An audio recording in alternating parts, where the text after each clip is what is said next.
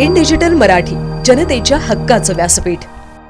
श्रीराम शिक्षण प्रसारक मंडळ संचलित यशवंत विद्यालय प्राथमिक विभाग उल्हासनगर 4 येथे आज शिवजयंतीनिमित्त शिवजन्मोत्सव उत्साहात साजरा करण्यात आला. शाळेतील अनेक विद्यार्थ्यांनी या कार्यक्रमात आपला सहभाग नोंदवला.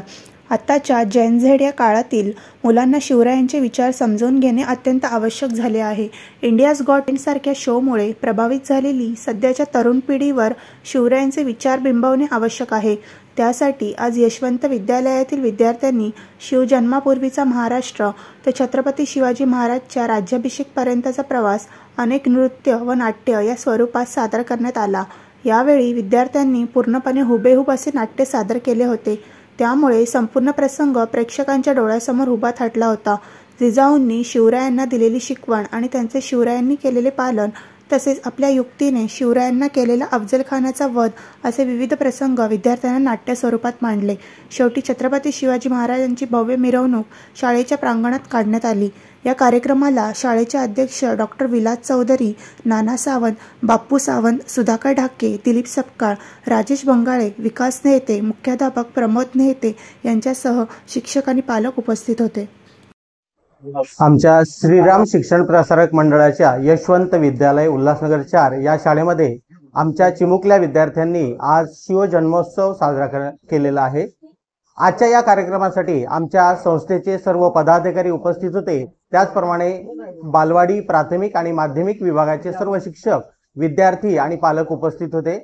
आजच्या या कार्यक्रमासाठी आमच्या सर्व शिक्षकांनी खूप मेहनत घेतलेली आहे. आमचे चिमुकले विद्यार्थ्यांनी खूप मेहनत घेतली आणि खूप छान ॲक्ट तयार केला आणि शिवजन्मोत्सव साजरा करण्यात आला. शिवाजी महाराजांच्या ज्या घडामोडी आहेत, ज्या काही घटना घडलेल्या आहेत, त्यावर त्यांनी सर्व हुबेहूब आज घटनाक्रम इथे दाखवला आणि सर्व मान्यवर जे उपस्थित होते आणि सर्व पालक यांच्या अंगावर शहारे आले. आणि आजच्या या जन्मोत्सवाचा कार्यक्रम पाहिल्यानंतर आम्हा सर्व शिक्षकांना या आमच्या विद्यार्थ्यांचा, आमच्या या चिमुकल्या विद्यार्थ्यांचा अभिमान वाटतो. आणि आमच्या सर्व संचालक मंडळांनी आम्हाला सर्वांना शाबासकीची थाप दिली आणि आमच्या संस्थेचे पदाधिकारी जे उपस्थित राहिले, पालक उपस्थित राहिले आणि त्यांनी सर्वांनी आम्हाला शाबासकीची थाप दिली. आमच्या या चिमुकल्या विद्यार्थ्यांनी विविध कार्यक्रम इथे पार पडले. आमच्या सर्व शिक्षकांनी खूप मेहनत घेतली आणि त्यामुळे आजचा हा शिवजन्मोत्सव कार्यक्रम खूप धडाक्यात, खूप धूमधाम आणि खूप छान उत्साहामध्ये इथे पार पडला. धन्यवाद. आज शिवजयंतीच्या निमित्तानं उल्हासनगर येथील श्रीराम शिक्षक प्रसारक मंडळ संस्थेतर्फे चालवणारे यशवंत विद्यालय या विद्यालयात प्राथमिक विभागाने शिवजन्म उत्सव आणि जे सांस्कृतिक कार्यक्रम ठेवले, त्या कार्यक्रमांमधून संपूर्ण हिंदुस्थानला संदेश देण्याचा प्रयत्न त्यांनी त्यांच्या कार्यक्रमातून सादर केला. महाराजांचं कर्तृत्व फार मोठं आहे, ते शब्दात सांगणं अवघड आहे. विद्यार्थ्यांनी ज्यावेळेस मावळ्यांनी महाराजांना एक वेगळ्या ठिकाणी ठेवण्याचा जे प्रयत्न केले, कारण समोरून मोगल महाराजांवर हल्ला करणार होते, त्यांना सुरक्षित जागी नेऊन ठेवायचे त्यांचे प्रयत्न होते. परंतु जेव्हा जिजाऊंनी सांगितलं की, आणि जो प्रसंग होता की रयतेसाठी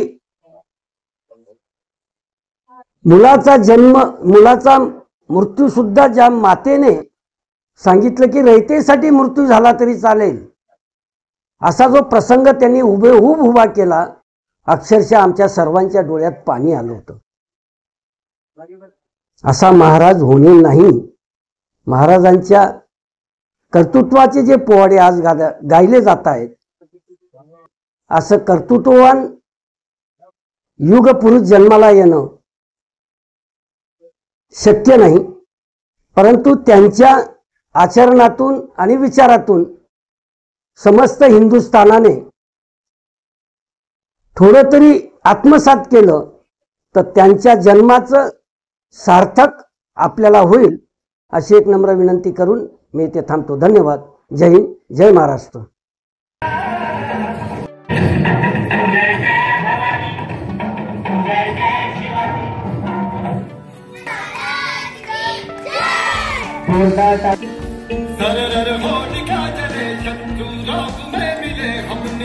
जब जब शमशीरें चली है माए भवानी,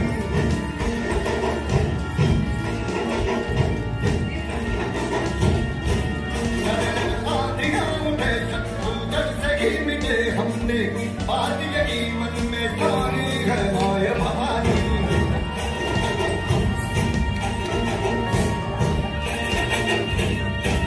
हम सब मर्द बड़े खुददार हैं, अब हर एक दिन स्वराज का त्योहार है, अब ये स्वराज का त्योहार है, अब ये नीच नाच दे तेरी नाच हम सके तेरे बड़ नबी समझ बात है माए भवानी.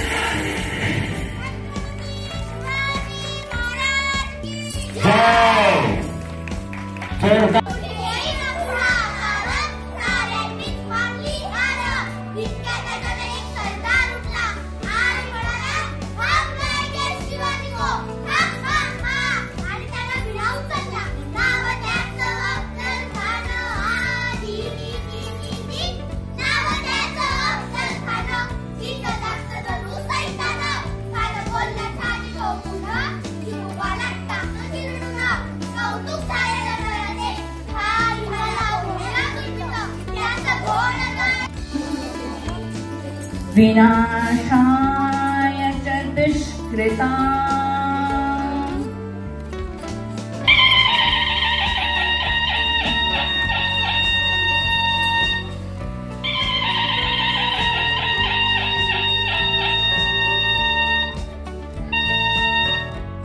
जेव्हा जेव्हा धर्मावर ग्लानी येईल तेव्हा तेव्हा सज्जनांच्या रक्षणासाठी, दुष्टांच्या संहारासाठी धर्माची स्थापना करीत आहे.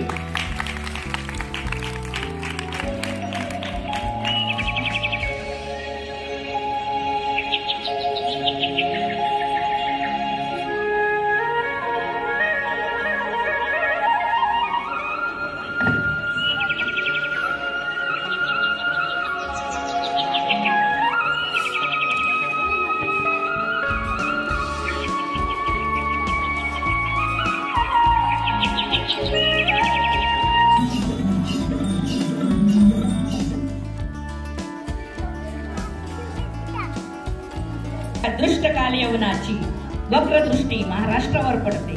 महाराष्ट्र परकीय स्वाऱ्यांच्या टाचेखाली भरडला जातोय अपहरण, अपमान, जुलूम, जबरदस्ती, अत्याचार, मंदिरांची तोडफोड थांबता थांबत नव्हती. जेव्हा आपल्याच घरातली माय आणि गोठ्यातली गाय असुरक्षित होते